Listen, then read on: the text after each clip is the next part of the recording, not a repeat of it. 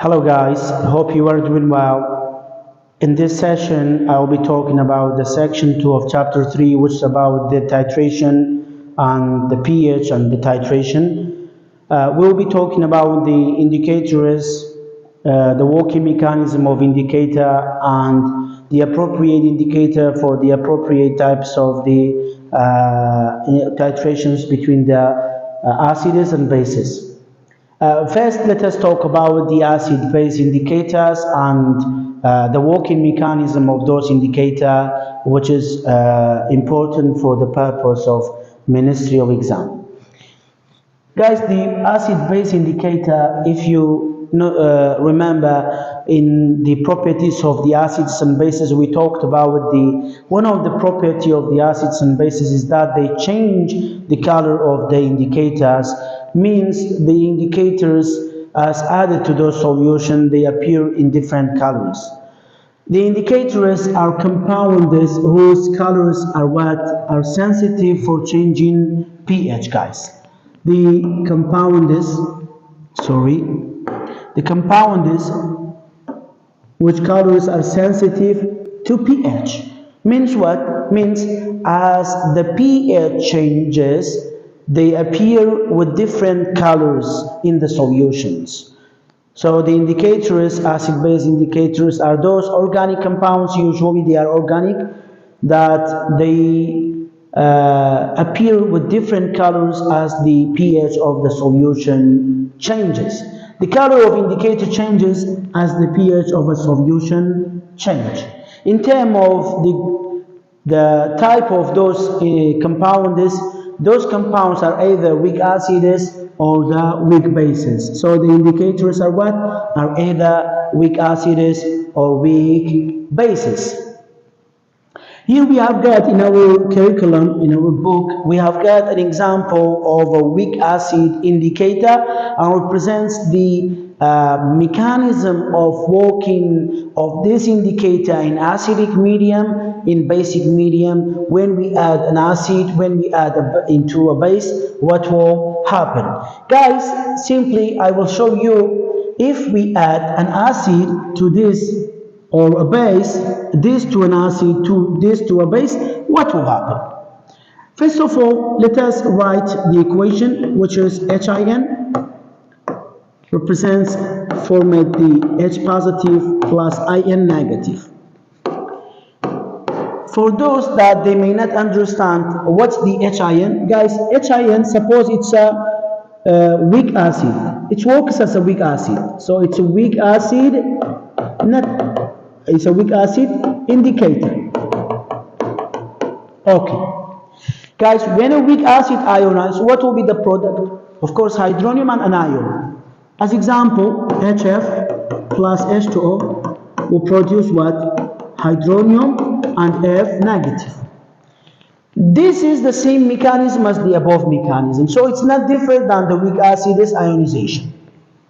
But let us determine what will happen if we add an acid to this, or if we add a base. First, let us add an acid, a strong acid usually. For example, HCl plus H2O will produce hydronium plus Cl negative. Adding this into that, or adding this to the other, is the same, guys. Here we will add usually the indicator into the acid solution. In shifting equilibrium, guys, we'll be talking about that in chapter 6. In chemistry, whenever in any site you add something, aqueous and gases, that will favor the direction to the opposite side. For example, if we add hydronium, that will favor the direction to the reverse. If we add Cl, favor the direction reverse. But if we add HCl aqueous, favor the forward direction. That's the mechanism. But if we remove something in a site, the direction goes toward itself. I mean toward the side. A goes to B, addition of A, addition of A, addition of A, or removal of B, favors the forward. Addition forward, removal of the product also forward. Addition of reactant, removal of product forward. But removal of B, or removal of A, sorry, addition of B,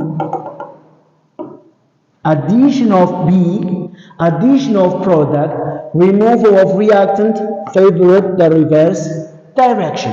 Favors the reverse direction. That's the mechanism. Simply I explained it. Let us talk about when an acid added to the indicator, what will happen to the direction. Guys, you know, hydronium increase the hydronium concentration. So let me write the pointers. First of all, the hydronium concentration increases. Hydronium concentration increases. What will happen to the direction of the shift?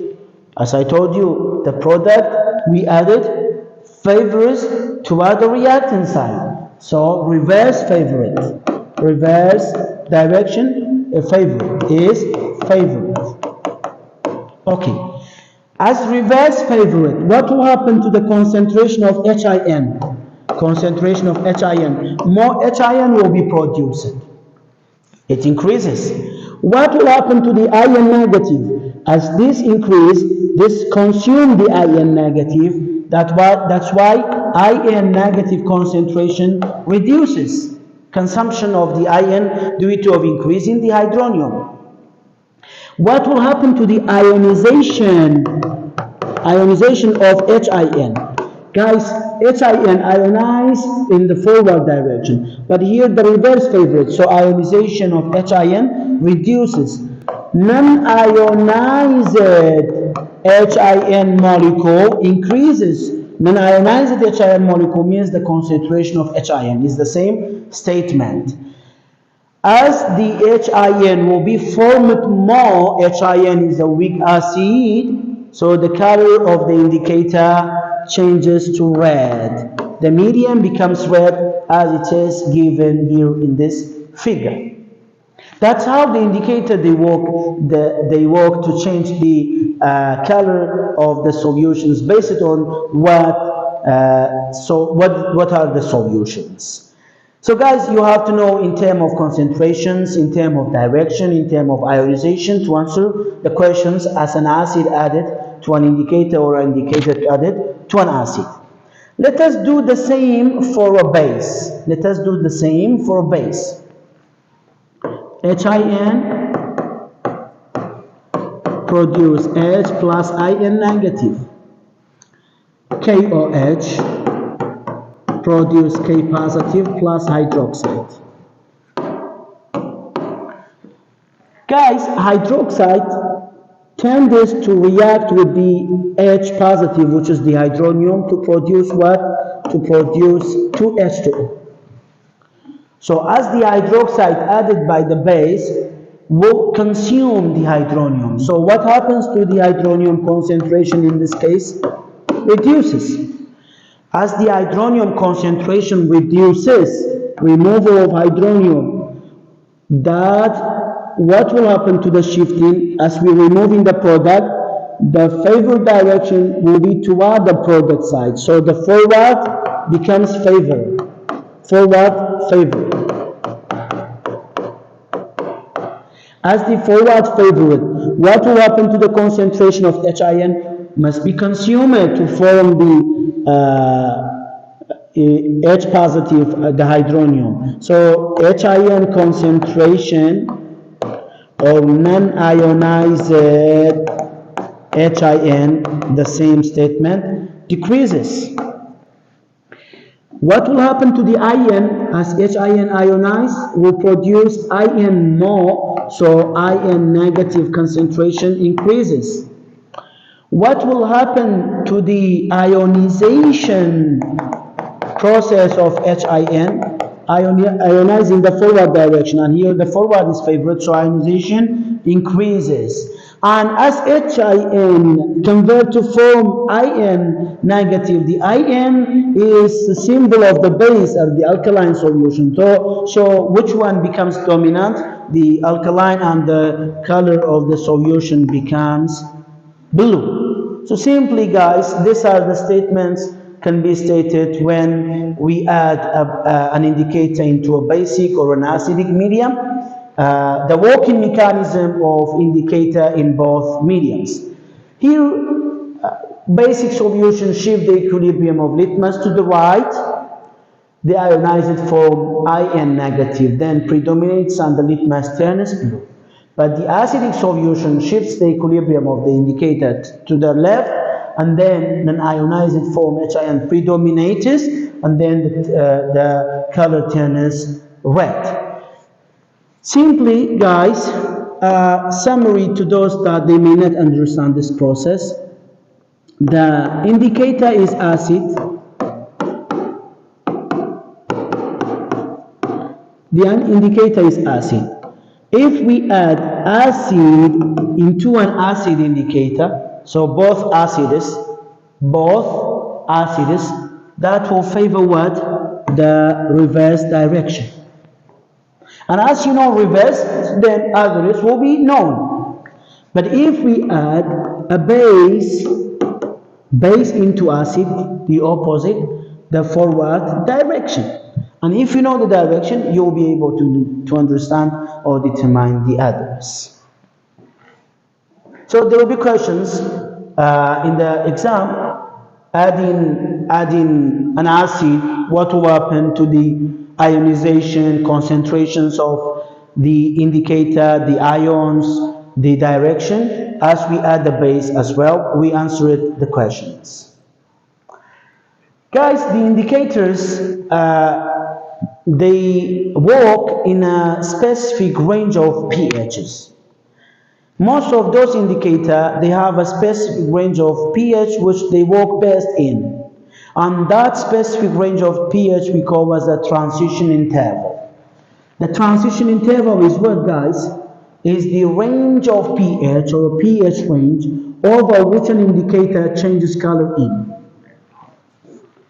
For example, we have 0, 7, 14. In between 1 till 3, an indicator is best can be used. 4 till 7, another indicator can be best used. 8 till 13, another indicator. So these ranges of pHs, we mean the transition intervals for those indicators that they best work in that medium. The transition interval and the definitions of this chapter, guys, in general, important for the purpose of ministerial exams.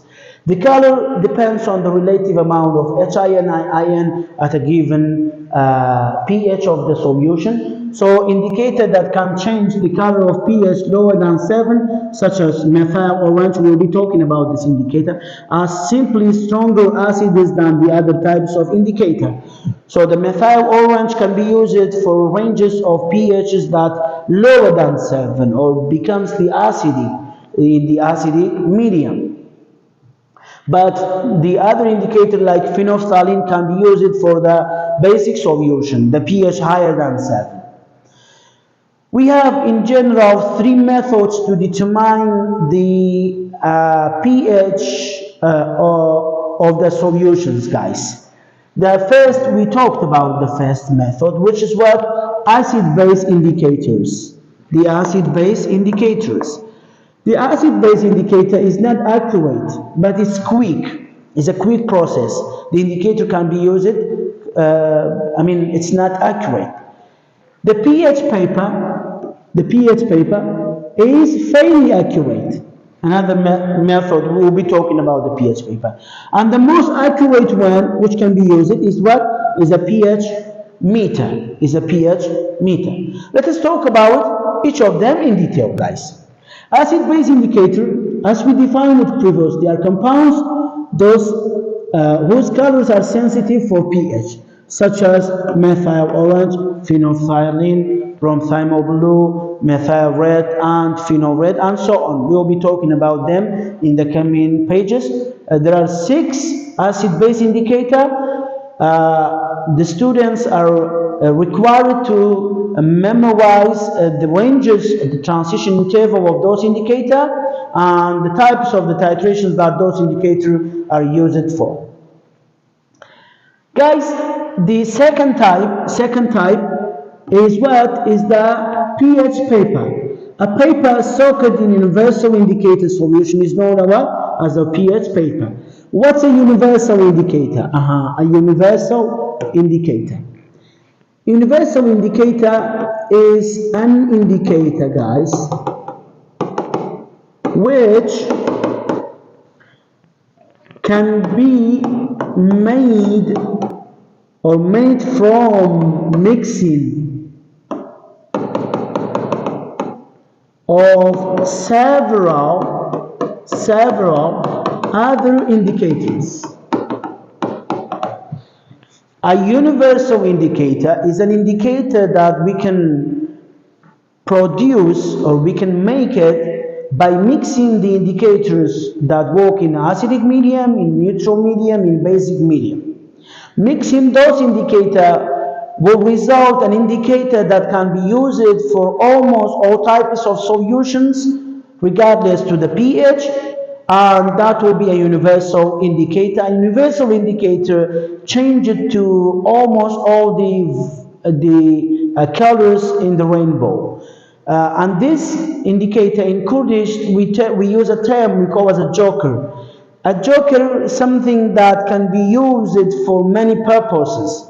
Here, the universal indicator uses it for many different solutions. That's why without transition interval can be used. And an example for the universal indicator is a pH paper. So a pH paper, which is given here, this is the example of pH paper, the figure, is a universal indicator, are made by mixing several other indicators. Okay? A pH paper can be used to determine the pH of solutions and almost changes to all colors. Almost turns to all colors.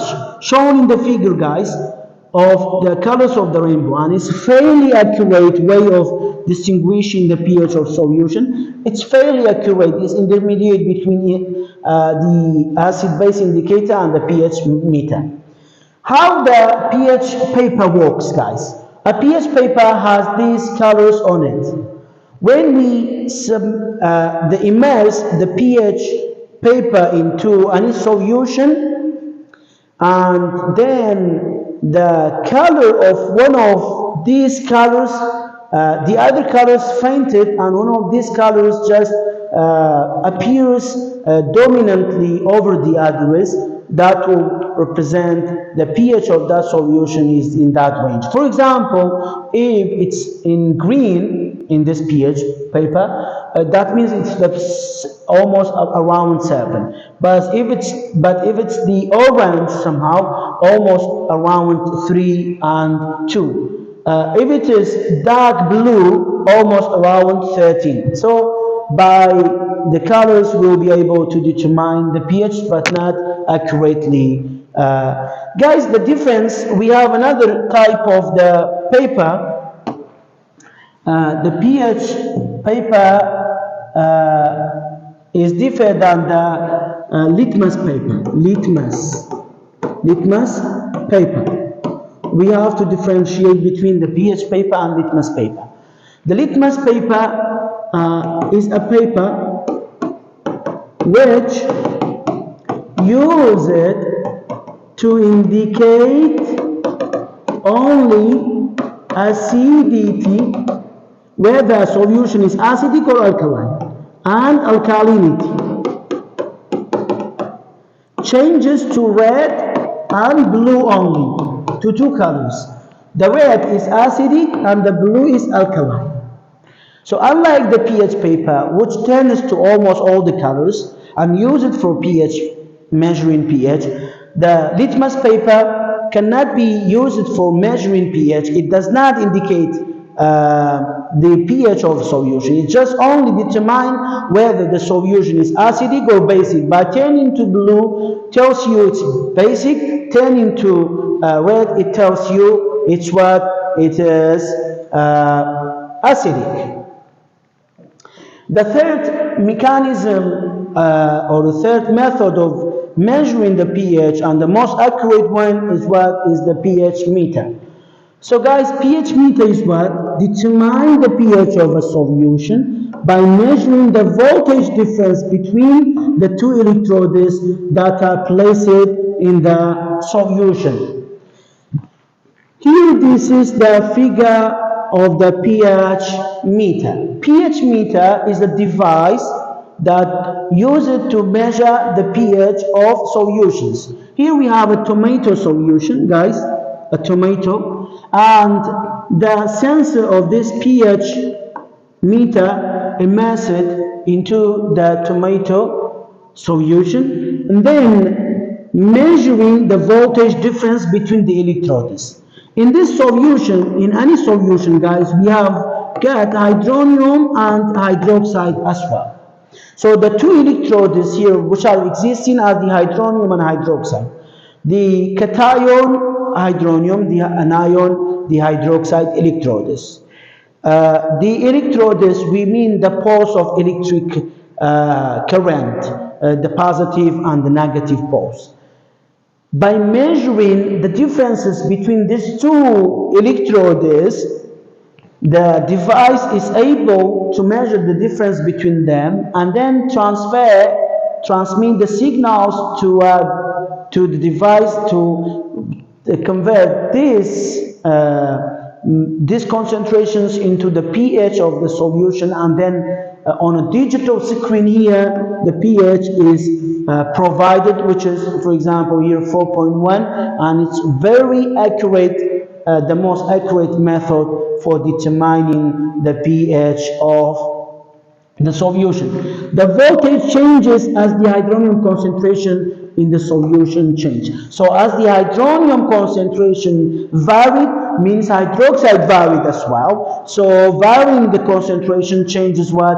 The voltage difference as well. And as the voltage changes, that changes the pH of the solution. Litmus paper, we talked, is a paper which can be used to determine whether a solution is acidic or alkaline. It turns to red or blue for alkaline, turns to blue for the basic, turns to red. It cannot be used for measuring the pH of solutions.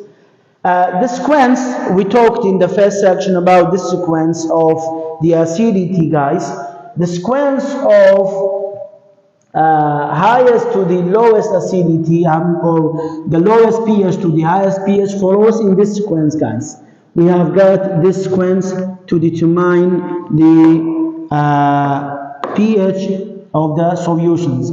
First, the lowest pH, the diprotic strong acids, and then followed by monoprotic strong acid, and then weak acids, acidic salt, water, basic salt, weak base, strong base, 1 hydroxide, strong base, 2 hydroxide. That's from the least to the highest pH. You know, of course, blue litmus paper turns red acidic solutions. Red litmus paper turns blue basic solution. Color change interval for the litmus is in between 5.5 to 8. Is broad, the region is broad, and then this broad range make it difficult to measure or to determine the accurate pH. Guys, this figure it's given from the battery acid, which is the strongest acid, and then stomach acid, which is HCl, and then apple juice, black coffee, pure water, and acids, baking soda, hand soap, household ammonia, and drain cleaner. These are the representations for the sequence of the chemicals in terms of the pH from a battery acid to the drain cleaner.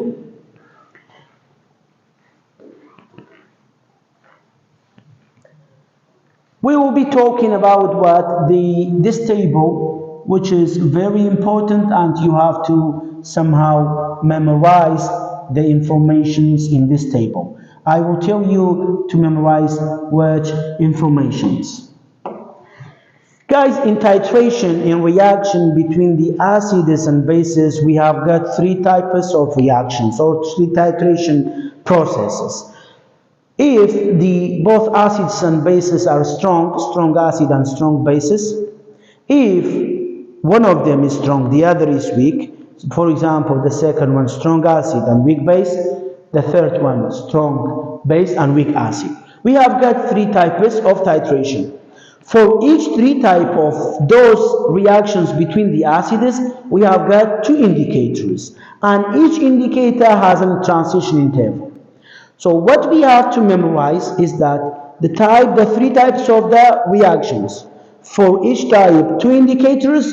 For each indicator, its transition interval. As it's given, for example, guys, the first type is what?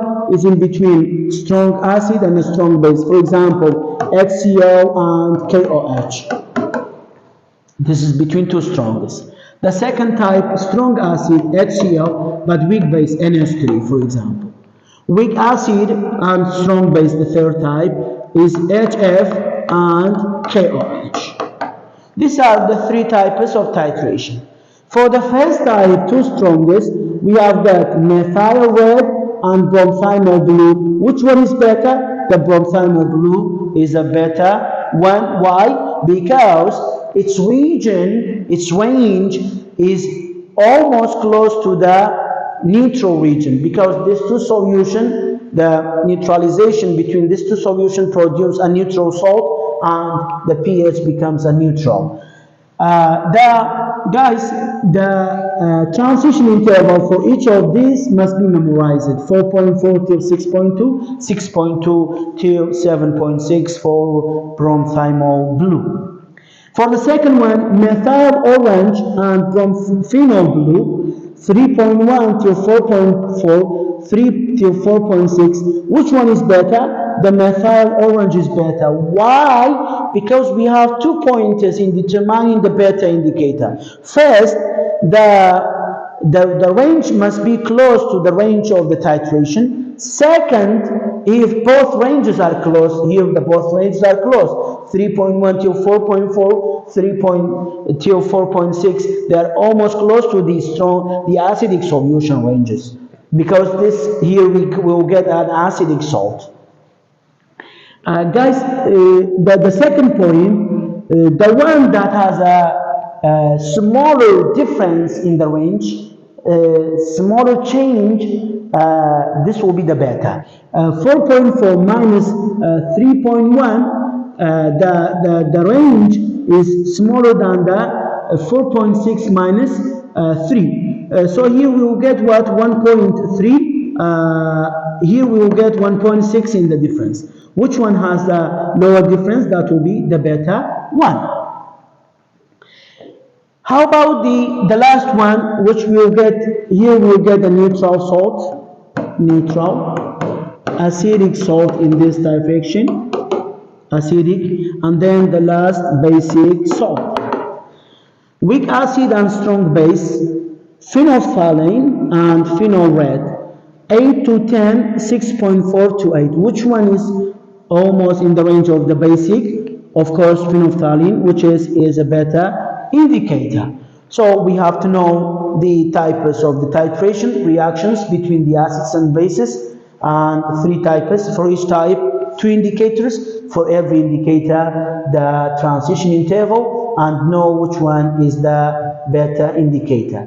Among these indicators, guys, methyl orange is the strongest acid and phenolphthalein is the strongest base. Strongest means if we compare them together, but they are not strong. Doesn't mean they are strong. Let us talk about the titration, the last part of this section. A titration simply is a neutralization or reactions. Neutralization, if you remember, we talked about neutralization, is a reaction of the hydronium and hydroxide to form H2O. The titration process, guys, titration process is the controlled addition and measurement of the amount of a substance of a solution, which we know we recall as the known concentration, required to completely with the measured amount of solution which has a known solution. Guys, titration in a simple statement is a reaction between an acid with a base, addition of an acid to a base to an acid. What's the purpose of titration? The titration, usually one of the solution has a known concentration, the other has unknown concentration. We use the known concentration to calculate the concentration of the unknown concentration. That's the purpose of the titration. Let us talk about how we can perform a titration. To perform a titration, we need this equipment: a ring stand and a burette with the flask. These are the used equipment, guys. In the burette, we have to add a solution. And which solution? A standardized solution. We will be defining standard solution later, but the standard solution is a solution which we call as a known solution. So always in titration, the solution that has known concentration should be added to the burette. And the other solution, which the solution is unknown solution, should be added to the flask. How to perform a titration, guys? Concentration of a solution in the burette is known and the concentration in the flask is unknown. This is the first. Second, the 3 steps to perform a titration. Add drops of appropriate indicator prior to the addition of the standard solution to the flask. Prior to the addition of a standard solution to this flask, we have to add indicators. So why we add indicators, guys? You know that the purpose of indicator, they are changing the color of the solution as the pH changes. If we do not add the indicator, the pH of solution changes, but we are not able to observe the pHs. So if you add an acid to a base without adding indicator, the color does not change to different colors. We add indicator in order to observe different pHs, different colors will be appeared, and through that we'll be able to indicate the pH of solution in every point during the titration. And then add the standard solution, the known solution, gradually till the color of the solution in the flask changes to a new color. We will add, open the tab here, add standard solution gradually drop by drop till the solution in the flask changes its color to a new color and stays with the new color. When the color of the solution changes, stop addition of the standard solution. Color change indicated the end point. When the color of the solution here changes to a different color and stays without disappearing, that means the end point of a titration. We will be talking about the end and the equivalence point as well. Guys, in titration we have got 2 points, one equivalence point, one end point. What's equivalence point? What's end point?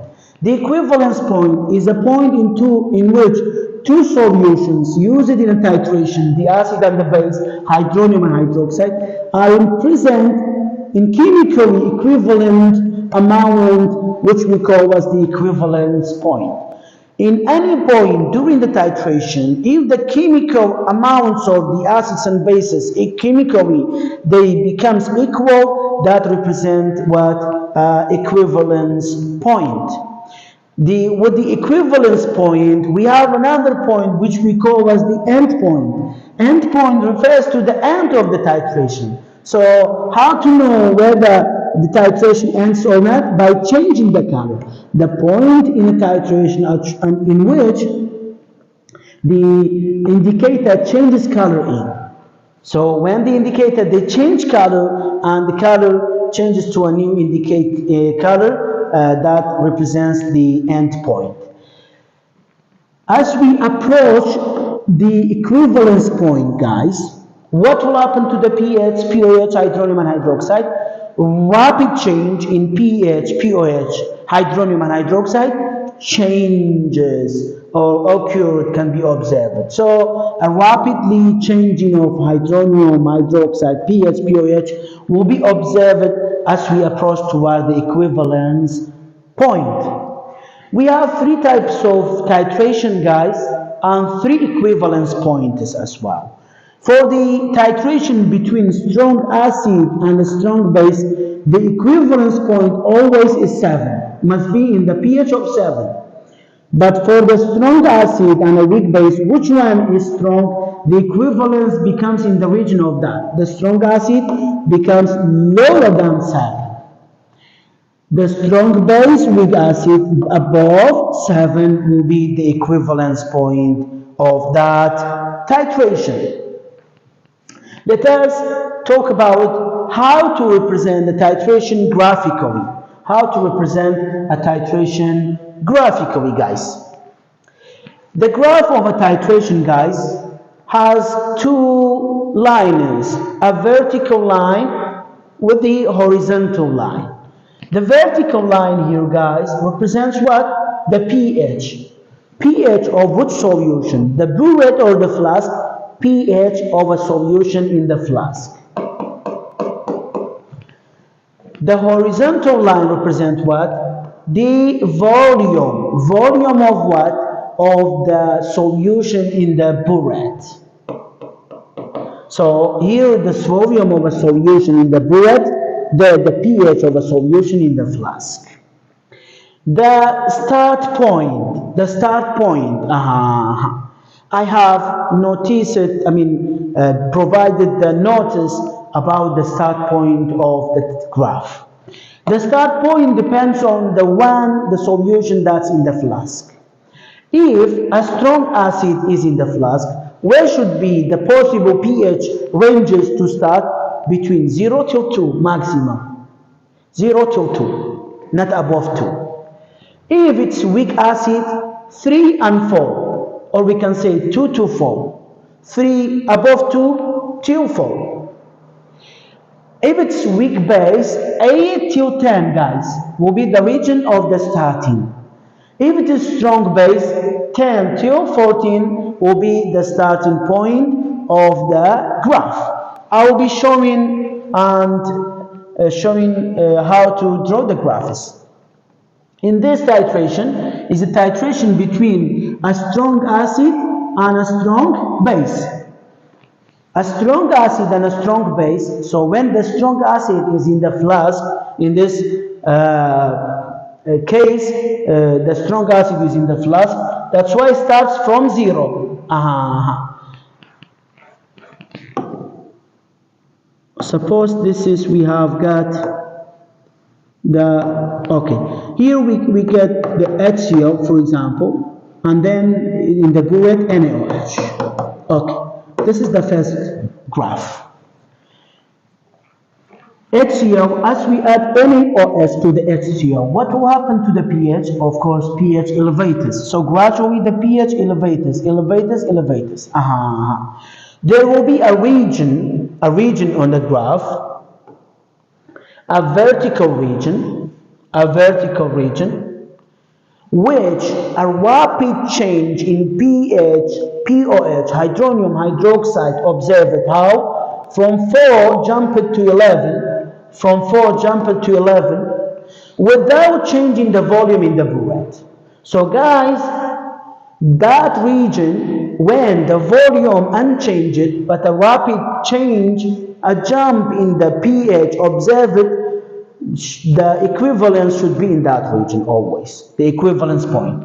An equivalence point for two strongest will be 7. That's why here we have the equivalence point of 7. And then add the pH, add the NaOH, more till the color of the indicator changes from yellow to green and then finally to the blue. And then this point indicates what? The end point of the solution. That's why we can perform the titration. The second one. Suppose in the second one,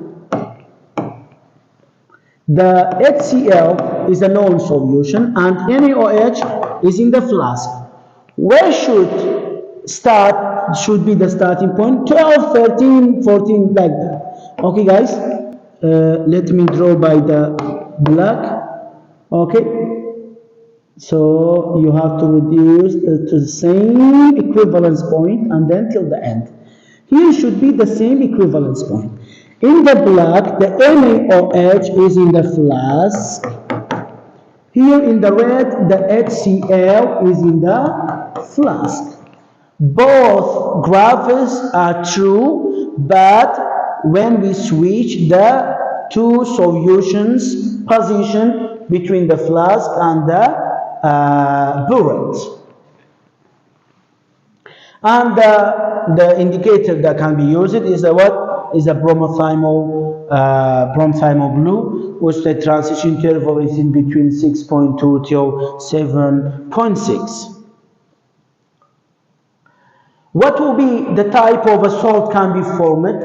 Of course, a neutral salt will be formed, which I have stated here. A neutral salt will be formed from the two strongest.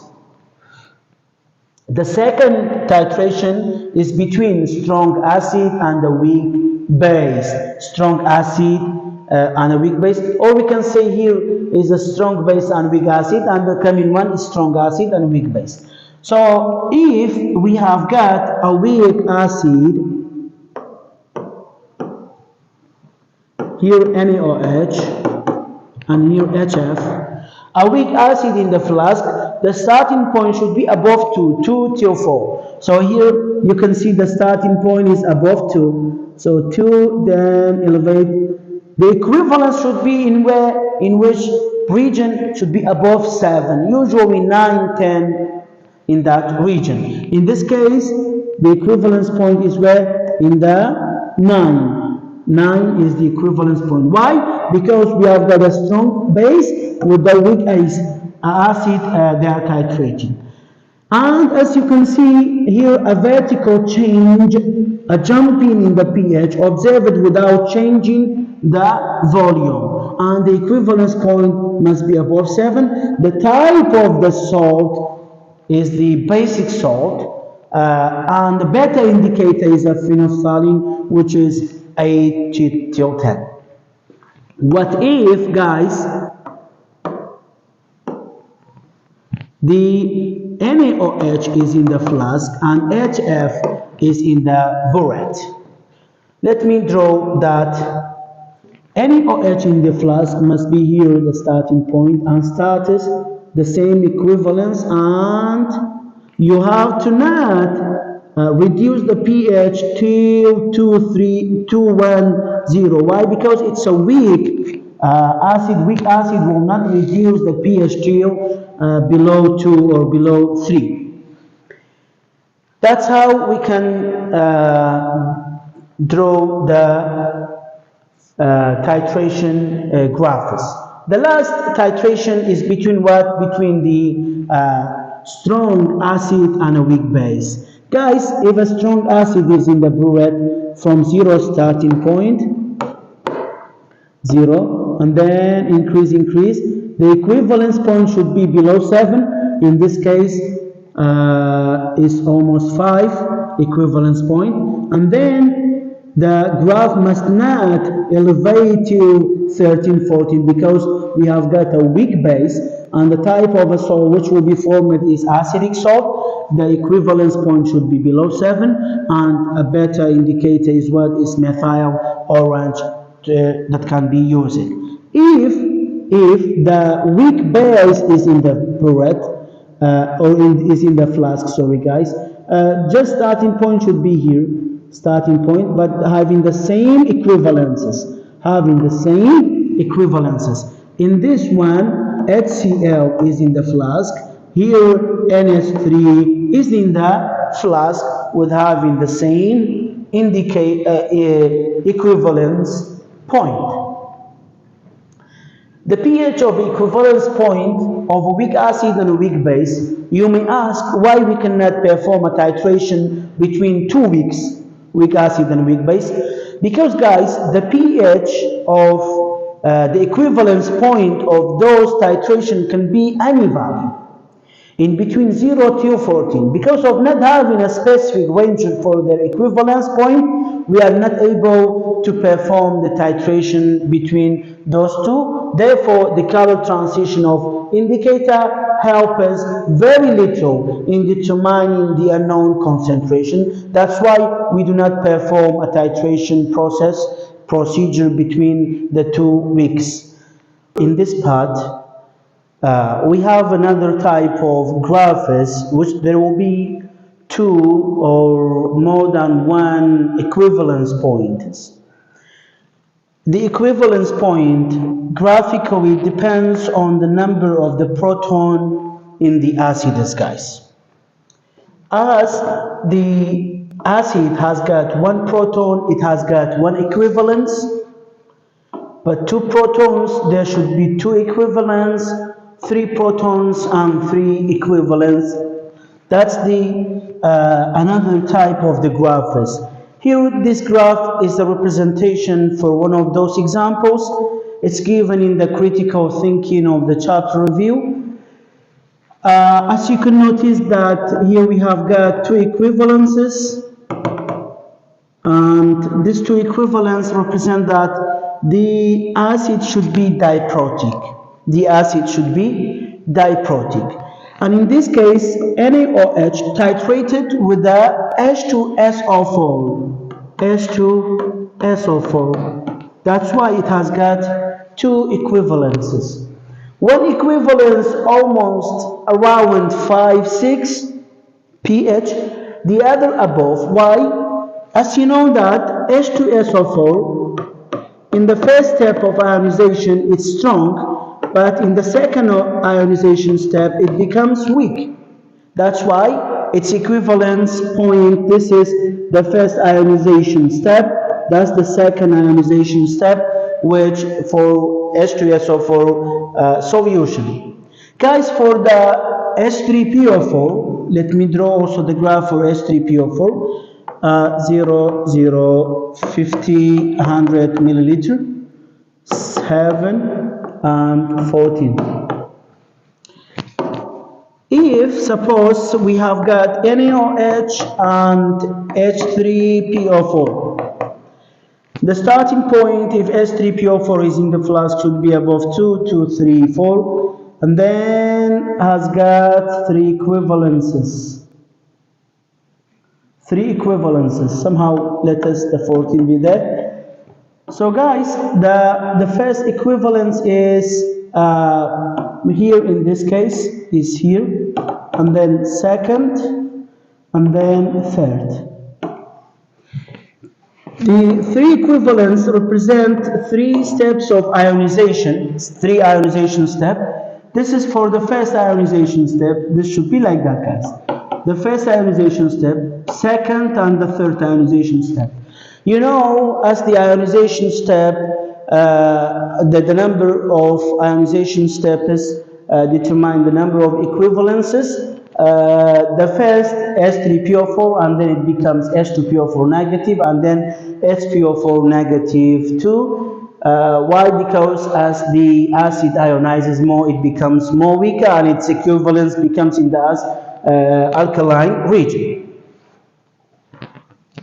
Let us talk about the last part of the section, which is the molarity and titration, the concentration and titration. Here guys, we have two terms and it's important for Ministry of Exam. The first, standard solution, and then second, primary standard. A standard solution is what?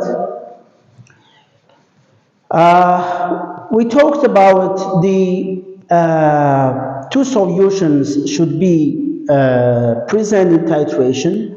One has unknown solution, unknown concentration, we call the unknown solution. The other known solution, or the known concentration. The one that, the solution that has a known concentration, precisely known concentration, we call as the standard solution. So, is a solution that contains the precisely known concentration of a solution, and we call this solution as the known solution as well. How about the primary standard? What's a primary standard? Guys, a primary standard is a highly purified solid compound. Use it to what? This is the application of primary standard. To check the concentration of the known solution in a titration. Guys, the primary standard is a highly purified substance. Its function is to determine the concentration, the accuracy of the concentration of the standard solution, of the known solution. In which percentage that standard solution, its solution is accurate and is precise. In order to know the precision of the standard solution's concentration, we have to compare it to the primary standard, and then we will be able to know the degree of purity of the standard solution. The standard solution can be used to determine the molarity of the another solution in the titration. The known solution we use to what? To determine the solution of the unknown solution, or the concentration of the unknown solution, guys. There are two ways. The book's way is somehow not preferred to be used, but the second way, which is the easier, we have got two equations. The first one is the main equation, and the second one derived from the first, guys. The molarity of the acid, multiply its volume, multiply to the proton in the acid, multiply by, or equals to, molarity of the base, multiply to the volume of base and number of the hydroxide in the base. The molarity, you know, is equal to mole per liter of solution, or volume. Mole is equal to molarity multiply the volume. So instead of MV in the above equation, we are able to replace the MVs by the mole. That's why the second equation is derived from the first. It's not an independent equation. A mole of the acid, instead of the molarity to the volume, multiply to the proton, mole of the base multiply to the hydroxide. When the mole is given, we will use the second. When the M molarity and the volume are given, we will use the first. So using this equation depends on the given quantities. Let us practice some of the questions, guys. Here we have got the sample problem. What's given in this sample problem? The volume and the concentration of the base. So here the base is the standard solution. And the volume of the acid is given, but its molarity is not given. Its molarity is not given. So M of the acid, V of the acid, multiply the number of the proton in the acid. M of the B, V of B, multiply the number of the hydroxide in the base. The molarity of the base is 0.0154, the volume 27.4, How many sorry, this is for the base. How many hydroxide is 2? And then other side for the acid, molarity of the acid is not given. Multiply the 20 milliliter, multiply the number of the proton is 1. So multiply these quantities and divide by 20, you get the molarity of the acid. That's how we can get the molarity of the acid, which is 4.22 10 to the power minus 2 molar. The practice, again guys, the volume and the molarity of the base is given, the volume of the acid is given, requirement is what is the molarity of the acid. So simply by the second way, you can write the molarity of the acid, which is unknown, the volume is known, the number of the proton, the concentration of the base, volume of the base, number of the hydroxide in the base, and then you get the concentration of the acid. The milliliter is not required necessary to convert it to liter, but whenever we work with the mole, always we have to convert the quantity of the volume to liters, because the mole depends on the molarity, or equals to the molarity multiplied the volume in liter. But here in this case, it's not necessary to convert the milliliters into liters. But if one of them is liter, the other is milliliter, you have to convert to one of the units. Another question, guys, the volume of H2SO4 is given, volume and molarity of lithium hydroxide is given. The requirement is molarity of the acid. So multiply the molarity of the base to the volume to the hydroxide, and then volume to the number of the proton of the base, you'll get the molarity, the acid, you'll get the molarity of the acid. Here we have got some Ministry of Exam question, guys. Suppose that 10 milliliter of HNO3 is neutralized by 20 milliliter of 10 to the power minus 2 molarity of a solution of KOH in titration. What's the concentration of the HNO3? What's the concentration of HNO3? For this, you can use simply the first equation, molarity of the acid, volume of acid, proton in the acid, molarity of base, volume of base, hydroxide in the base. Molarity of acid is unknown, is equal to the molarity of the base is what? The concentration of the base is 1 10 to the power minus 2 molar multiplied by 20 milliliter. KOH has 1 OH multiplied by 1 is not necessary even, and divide by 20 multiplied by 1, so you'll get the molarity of the acid. That's the procedure, guys. So which of them you can calculate by the calculator. Assume that 20 milliliter of the same molarity of the base is given, volume of the acid is given, calculate the concentration of the acid. So it's simple, the same procedure.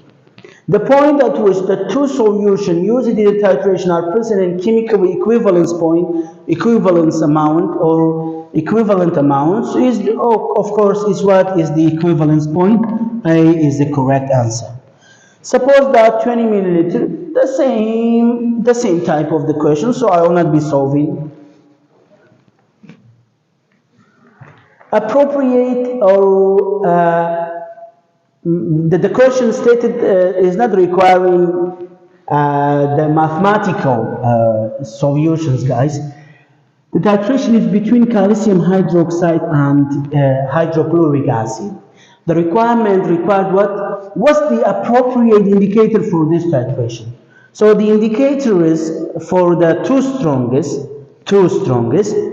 bromethymol blue, phenolphthalein, methyl orange, phenol red. Guys, you know that the phenol red and phenolphthalein are for strong bases. Methyl orange is for strong base and weak acid. Methyl orange is for strong acid and weak base. But bromthymol blue is what is for the strong acid and strong base. That's A is the correct answer. Appropriate indicator for titration of weak acid and strong base. Weak acid, strong base. So phenol red and phenolphthalein. Which of them? Phenolphthalein is given here, which is the best one.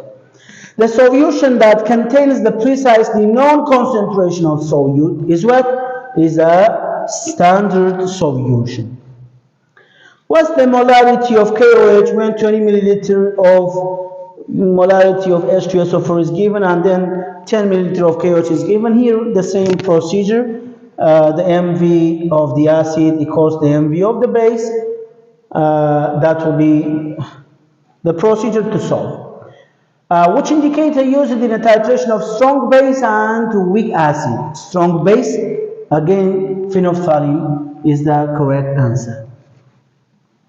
In a titration process, equivalence point of a solution is determined by equivalence point, of course, can be determined by indicators and pH meter both.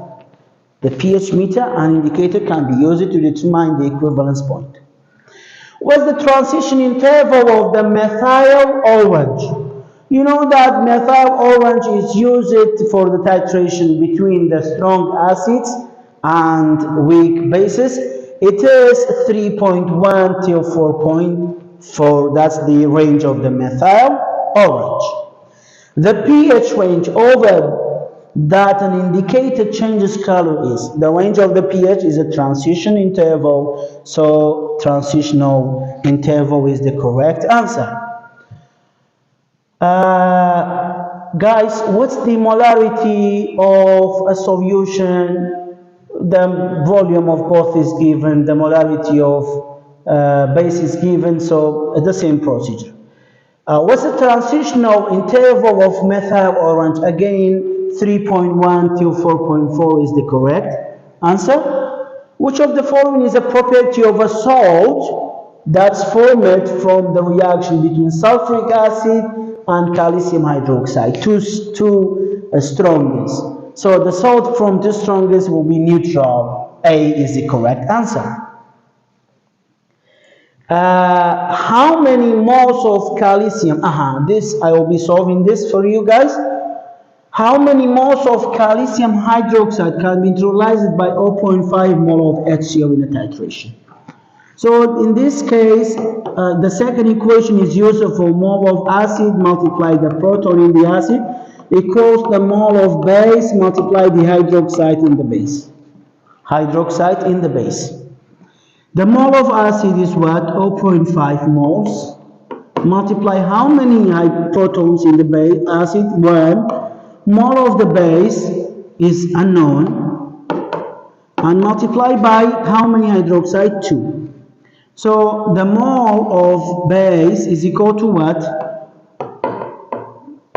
Is equal to 0.5 divided by 2. So it will be 0.25. C is the correct answer. This is the chapter review. I will not be, it's a solution of the chapter review. We have got all the answers for the chapter review, guys. I'll be solving standardized test prep of the section. Distilled water contains, previously I told you that in the self-ionization of water, distilled water contains hydronium hydroxide and H2O, or all of them? Of course, all of them is the correct answer. What's the pH of a 0.001 molar HNO3? So guys, this can be converted into the 1 10 to the power 1 2 3 10 to the power minus 3. This is the hydronium concentration. Why? Because HNO3 is the same as the hydronium. If the hydronium is 10 to the power minus 3, of course the pH is equal to 3. Why? Because the pH is equal to minus log of hydronium. If you take the minus log of this, you'll get 3. Which of the following solution would have a pH value greater than 7?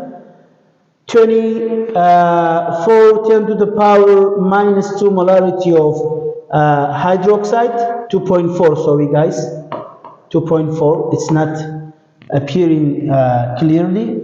1.53 10 to the power minus 2, 0.0001 molarity HCl, hydroxide 4.4 10 to the power minus 9.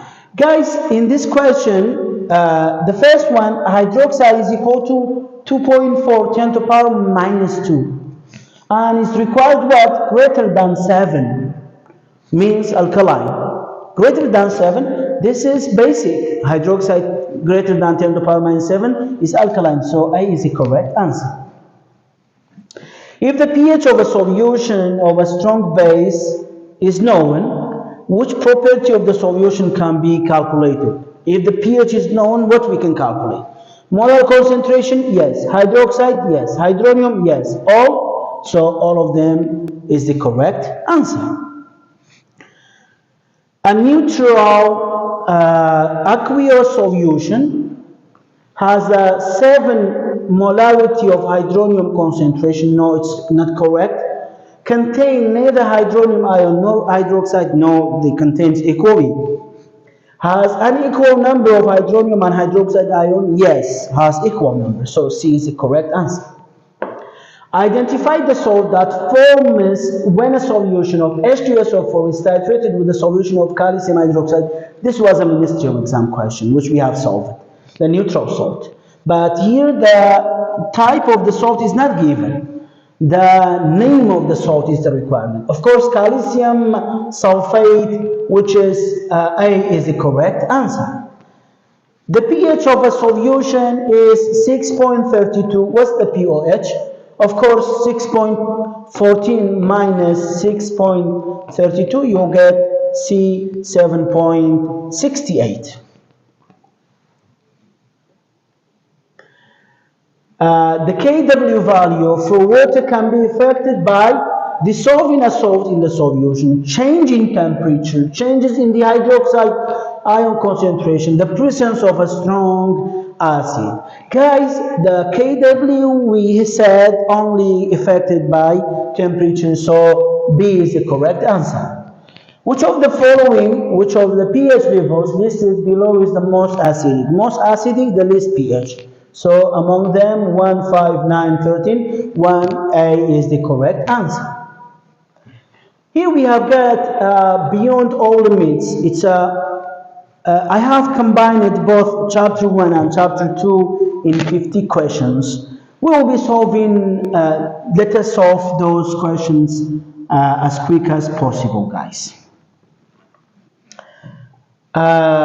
Fruits and fruit juices contain acids such as ascorbic and phosphoric acetic, no. Acetic benzoic, no. Benzoic phosphoric, ascorbic and citric, so D is the correct answer. Is a base and works as antacid. Base and works as antacid. Lye, it's a base but does not work as antacid.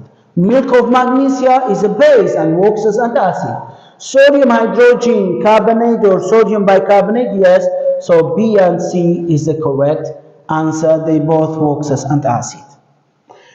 The milk we drink has a sour taste. Which acid is present in the milk? Malic, tartaric, lactic, milk of magnesia. Of course, lactic is in the milk.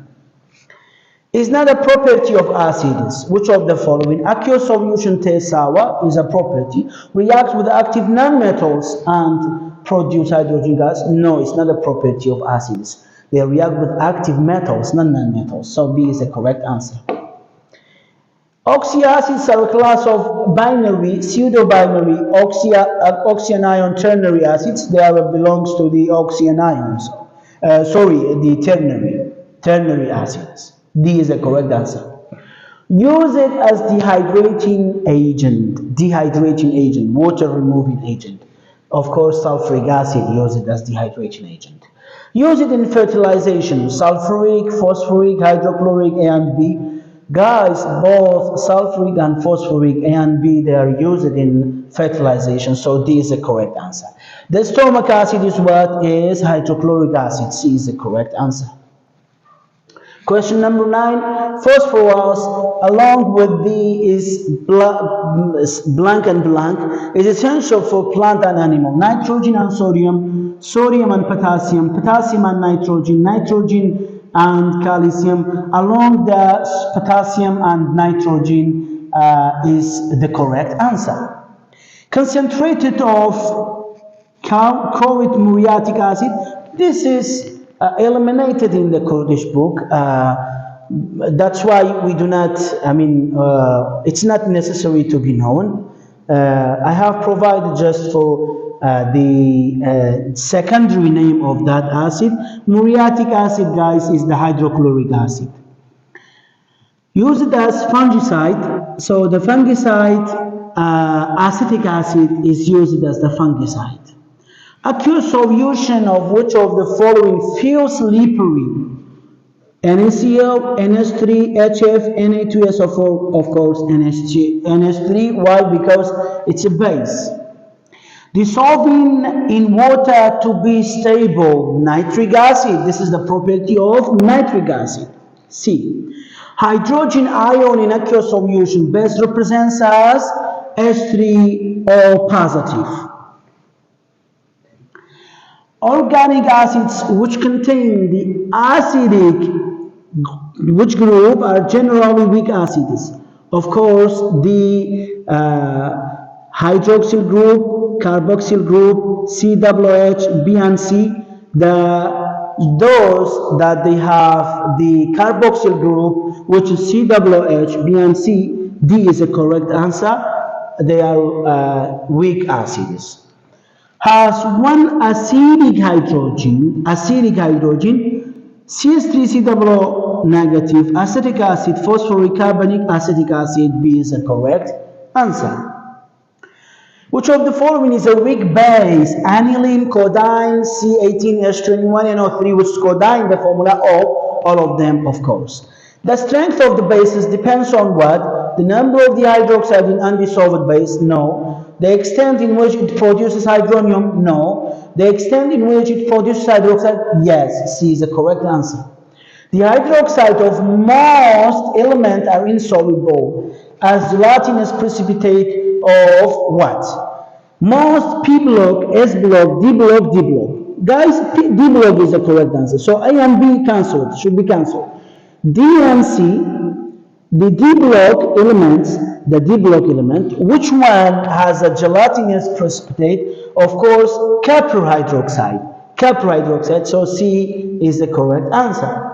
Hydrogen chloride gas escapes from a hydrochloric solution and combines with ammonia gas from ammonium solution to form what? To form a solid ammonium chloride. B is the correct answer because it's a solid salt in the which is suspended in the air. In aqueous solution of sulfuric acid, which of the following does not exist in the solution? The sulfuric is itself. Sulfuric acid is self. Sulfate ion, hydrogen, sulfate ion, hydronium, none. None, of course. All these, they exist. In aqueous solution of phosphoric acid, which of the following is the correct order of the strength of alkalinity from weak to high? So, strength of alkalinity from the weakest alkaline to the strongest alkaline. Weakest alkaline, of course, it's hydronium, and then followed by S3PO4, and then the anion of the first, anion of second, anion of third, if it's existing. So, guys, the first one, hydronium, is the least, and then H2PO4 negative, and then PO4 no. Hydronium is the most. Here is given. B is not correct. Hydronium, H2PO4 negative, higher than hydronium, and then PO4 negative 3 lower than the H2PO4 negative. No. A hydronium, H2PO4 negative, HPO4 negative 2 and PO4 negative 3 is the correct answer. Why? Is the correct order. Why? Because the hydronium has the least alkalinity, and then first anion of the first, anion of second, anion of third. So this is the correct answer. A bare proton is a Lewis acid because a bare proton is what? Is H positive, guys. H positive is a Lewis acid because it accepts a pair of electrons. Can form a covalent bond, yes, it's correct. Can be accepted by a substance, can accept a pair of electrons, so B and C is the correct answer. Can accept a pair of electrons to form a covalent bond as well. A species that comes with a branched lauric acid can act as Lewis base, branched base, Arrhenius base, or O is the correct answer. An example is what? H2O plus NH3. So to form NH4 positive plus hydroxide. Said branched lauric acid. This is branched lauric acid. And then ammonia acts as all bases. A weak conjugate base is a substance in which a weak conjugate base, for example, HCl plus H2O form hydronium plus Cl. Weak conjugate base is Cl here. From what? From a strong acid. Okay. Remains after a weak base accept a proton? No. Remains after a strong base? No. Remains after a strong acid donates a proton? Yes. C is the correct answer. Remain after a strong acid donates a proton. 26. A strong base has a weak tendency to donate protons. Weak conjugate acid after accepting a pair of electrons. Strong conjugate acid after donating a pair of electrons. Weak conjugate acid after accepting a proton. Strong conjugate acid after donating a proton. Guys, HCl plus H2O produce hydronium plus Cl. This is strong acid and this one is strong base. And said what? A strong base. So in this strong base, a weak conjugate acid, after accepting a pair of electrons, a strong base accept a proton, not a pair of electrons. This is incorrect.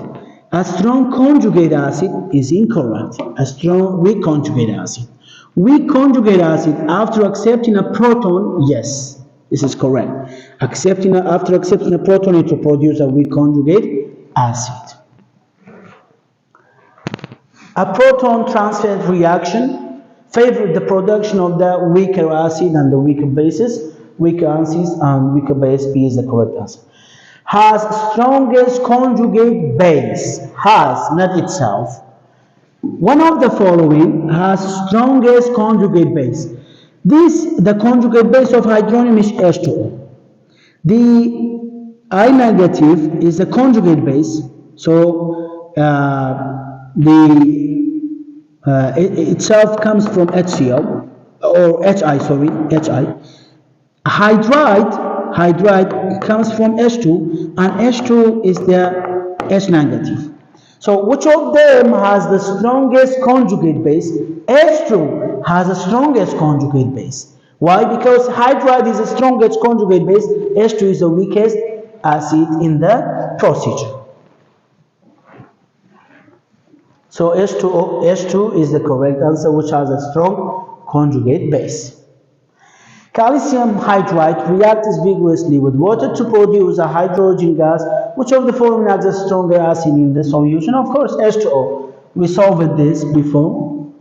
This is CaOH by 2 plus H2O will produce calcium hydroxide and H2 gas. In this case, CaH2, not OH by 2. In this case, it will be hydride plus H2O to produce hydroxide plus H2. The Ca becomes the spectator, guys. This is strongest as base, strongest acid, weak conjugate base, weak conjugate acid. So the stronger acid is what? Is H2. As the number of the oxygen increase in an oxy acid, which could be correct? Polarity and electron density increase. Polarity increase, but electron density does not increase. Bond energy and electron density decrease. Bond energy decrease. Why? Because as the number of oxygen increase, the bond becomes more polar, becomes weaker, so the bond energy decreases and electron density as well decreases. So B is correct. Polarity and acidity increase. Polarity increase and acidity increase. So B and C is the correct answer.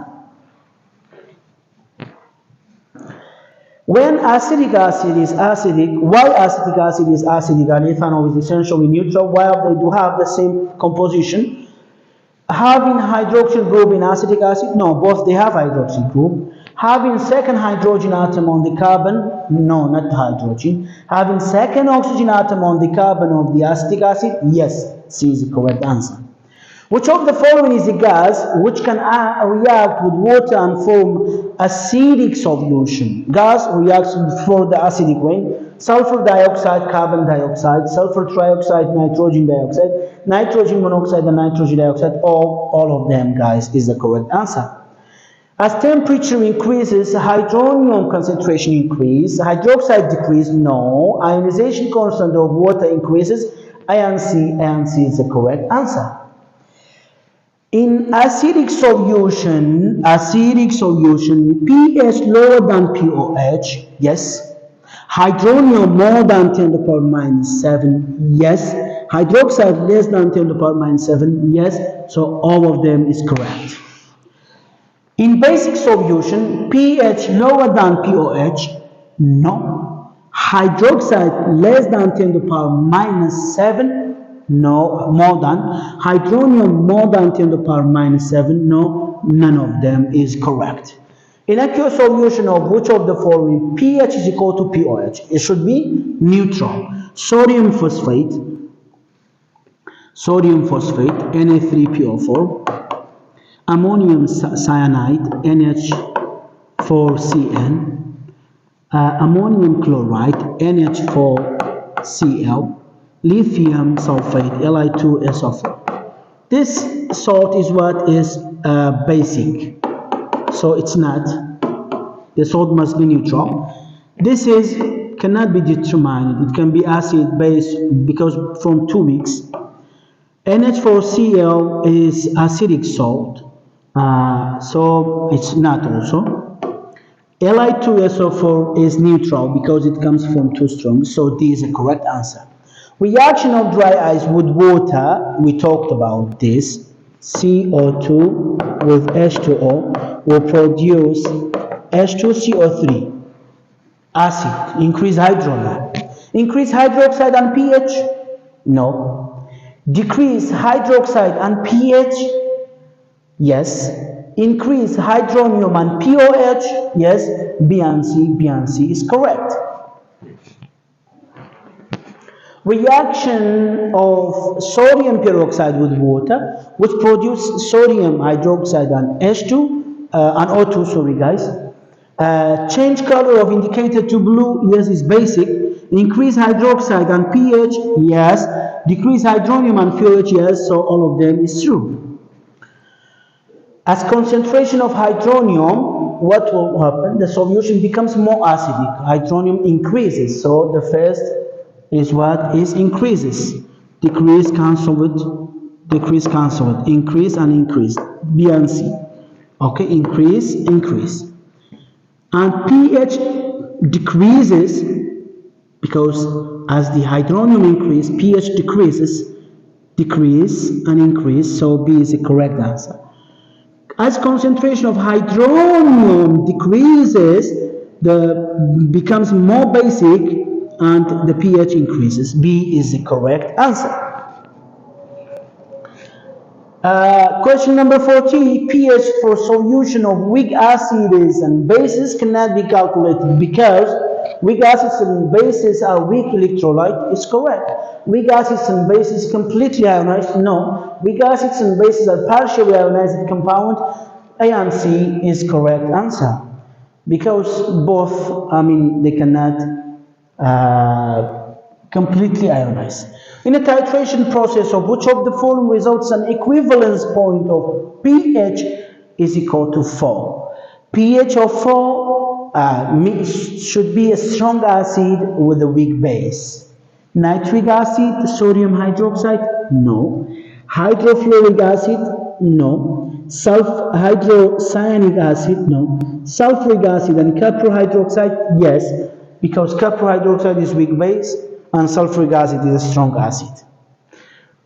The acid-base indicators are weak acids and bases, weak acids and weak bases. C is the correct answer. The base indicator that's used for titration between ammonia and chloric acid. Ammonia and chloric acid, the strong acid and the weak base. Has a transition interval of methyl orange should be this. But why? Because it says the best. So 3.1 till 4.4 is the correct answer. 3 till 4.6 is also possible. Why? But it's not the best. Methyl orange is the best. Bromophenol blue is an indicator with a transition interval of 6.4 till 8. This is phenol red. Adding a strong base into a weak organic acid indicator lead to, guys, weak organic acid indicator, HIN, write it, will produce H positive and IN negative. Adding a what? Into a strong base. So when we add a base means hydroxide. Hydroxide will react with the hydronium and then reduce the hydronium, shifts the forward direction. Ionization of weak acid increase, yes. Forward direction favored, true. Weak acid concentration decrease, yes. Anion concentration increase, yes. Color of the solution turn to blue, yes, because iron more produced. D is the correct answer. Adding a strong acid into a weak organic acid indicator, HIN to H positive plus IN, adding hydronium to the solution. Adding hydronium will increase hydronium and then favors the reverse direction. Increase non-ionized and concentration of the non-ionization and concentration of weak acid, yes, increases. Decrease anion, increase that, true. Reverse favorite, yes, all is the correct answer.